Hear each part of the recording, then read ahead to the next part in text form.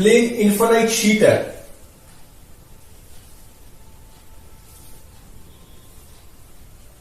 इस पे charge distribution कैसे है, sigma coulomb per square metre.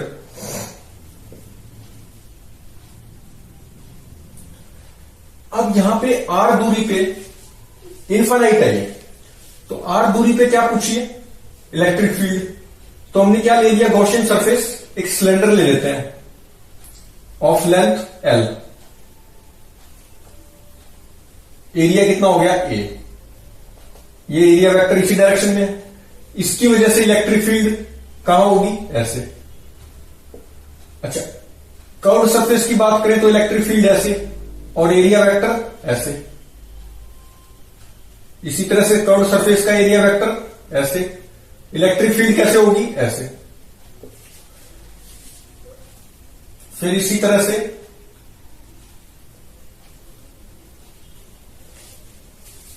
ये दूरी कितनी ले ली, आर दूरी पे पूछा है ना, इसका फिर से एरिया वेक्टर, इलेक्ट्रिक फील्ड कैसे होगी, ऐसे। कर्व्ड सरफेस का एरिया वेक्टर ऐसे, इलेक्ट्रिक फील्ड ऐसे, तो 90 डिग्री होगी। तो यहां पे इलेक्ट्रिक फ्लक्स क्या है, कर्व्ड सरफेस के लिए 0 है, तो गॉसियन सरफेस पे अगर हम लगाएं Gauss law, E dot D A is equal to Q inside upon epsilon naught. Q inside कितना हो जाएगा, ये एरिया ए ही है, ये जो एरिया यहां पर चार्ज इंक्लोज्ड है, इसका एरिया तो ए है ना, तो सिग्मा ए हो गया, चार्ज इंक्लोज कितना हो गया, सिग्मा ए। अच्छा, ये फ्लैट फ्लक्स φ1 फ्लैट में मान लो और कर्व्ड में φ2, φ2 तो 0 हो गया क्योंकि E डॉट डी ए क्या है, 90 डिग्री, ये क्या है 90, तो ये तो 0 हो गया। फ्लैट की वजह से कितना आ जाएगा, 2EA is equal to sigma A upon epsilon naught. Area से एरिया कैंसिल हो गया, ये बेस एरिया है ना ये, तो इलेक्ट्रिक फील्ड कितना आ गया, कांस्टेंट वैल्यू आ गई, सिग्मा अपॉन 2 एप्सिलॉन नॉट। ये किसके लिए था, electric field at distance r for plane infinite sheet. तो ग्राफ कैसा प्लॉट हो जाएगा, इलेक्ट्रिक फील्ड ये है, r ये है, तो कांस्टेंट वैल्यू आ रही है, और इसकी वैल्यू कितनी है, इसकी value is 2 sigma upon 2 epsilon naught. ये हो गया। अब करते हैं कि इनफाइनाइट प्लेन शीट नहीं है, अब थिकनेस है। अब इस शीट की थिकनेस ले ली, फिर कैसे करेंगे, थिकनेस कितनी ले ली, मान लो स्मॉल डी थिकनेस है,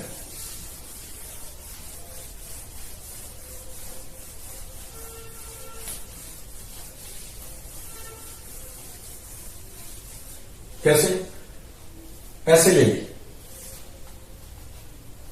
लॉन्ग इनफाइनाइट प्लेन शीट है ये, इसकी थिकनेस कितनी है, डी, दिस इज डी, ठीक।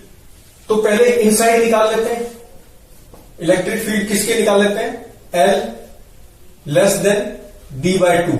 L क्या है, अगर इसको हम सेंटर से गुजार दें तो L ये है, गॉसियन L जो हमारा ये लेंथ है, ये लेंथ L है, तो L दूरी पे सेंटर से पूछिए इलेक्ट्रिक फील्ड। तो हमने गॉसियन सरफेस कैसे ले लिया, वही अपना सिलेंडर ले लेते हैं, ऐसे ले लिया, तो ये तो हो गया एरिया, और इलेक्ट्रिक फील्ड किधर हो जाएगी, इलेक्ट्रिक फील्ड क्या होगी, इसकी वजह से इलेक्ट्रिक फील्ड इधर, अगर एरिया वेक्टर इधर है तो इलेक्ट्रिक फील्ड इधर, ये एरिया वेक्टर, ये इलेक्ट्रिक फील्ड वेक्टर, ठीक। कर्व्ड सरफेस के लिए इलेक्ट्रिक फील्ड तो इधर ही है और एरिया वेक्टर ये हो गया, तो इसमें कर्व्ड सरफेस के लिए 0 आ जाएगी क्योंकि ये क्या हो गया 90 डिग्री, एरिया वेक्टर क्या है 90 degree to the electric field E, ऐसे है इलेक्ट्रिक फील्ड ऐसे, तो ये 90 डिग्री, तो ये तो कर्व्ड सरफेस पे तो 0 हो गया। तो गॉसियन लॉ अगर लगाए, E dot D A is equal to Q inside upon epsilon naught. Q inside कितना हो जाएगा, रो इंटू, अच्छा इसमें जो चार्जेस हैं वो क्या सीधे रखे हैं, रो कूलम पर मीटर क्यूब, क्योंकि सॉलिड है, तो रो इंटू कितना हो जाएगा, वॉल्यूम ऑफ दिस सिलेंडर, तो कितनी है, A into this is area vector into 2L, यही तो है।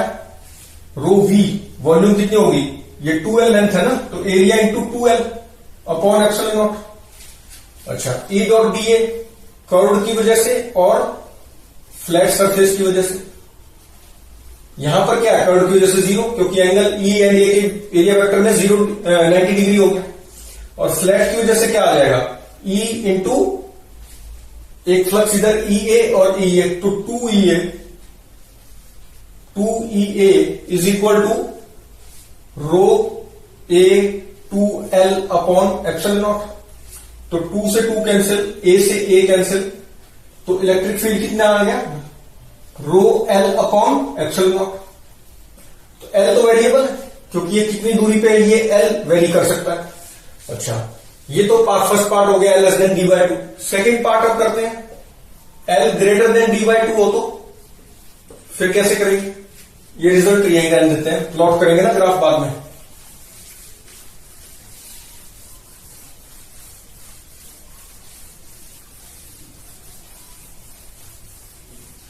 अब क्या कर लिया, for L greater than d/2, इसका भी बना लेते हैं।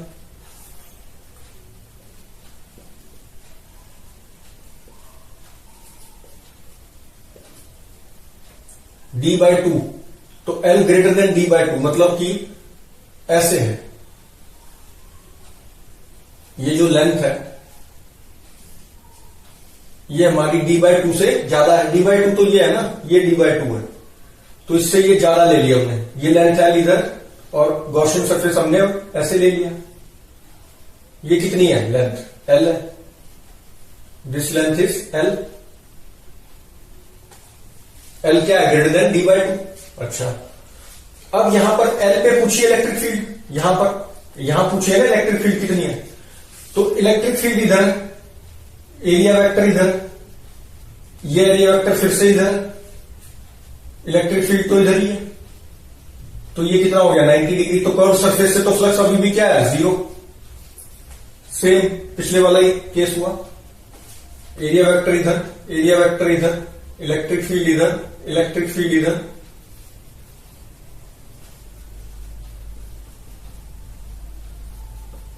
इसका एरिया वेक्टर इधर है, और इलेक्ट्रिक फील्ड भी इधर ही है फ्लैट सरफेस के लिए। फ्लैट सरफेस के लिए इलेक्ट्रिक फील्ड और ए 0 डिग्री बना लें।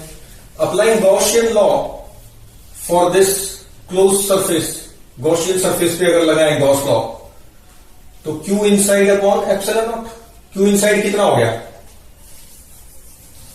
इसमें जो चार्ज था वो क्या था, rho coulomb per metre cube से भरा हुआ था, तो ये हो गया rho into volume of this cylinder, तो area into this is area, ये तो ए हो गया, और लेंथ कितनी है d, तो रो वी अपॉन एप्सिलॉन नॉट, ये आ गया। अब इसमें कर्व्ड और फ्लैट सरफेस है, कर्व्ड की वजह से तो 0 है, फ्लैट की वजह से क्या हो गया, 2EA is equal to rho A D upon epsilon naught. A cancel हो गया, तो कितना आ गया electric field, this implies that electric field is equal to, electric field कितना आ गया, magnitude rho D by 2 epsilon naught. ये तो कांस्टेंट वैल्यू है, क्योंकि डी क्या है, थिकनेस, ये तो कांस्टेंट थी, तो ये कांस्टेंट वैल्यू। तो ग्राफ अगर प्लॉट करें तो ग्राफ कैसे आएगा, इलेक्ट्रिक फील्ड और एल दूरी पहले क्या थी, for L less than d/2, ये एल इक्वल टू d/2 मान लो। एल ग्रेटर देन d/2 के लिए तो कांस्टेंट वैल्यू है, कितनी है, रो d/2 एप्सिलॉन नॉट। अगर ये वैल्यू देखें तो कितनी है, रो d/2 एप्सिलॉन नॉट।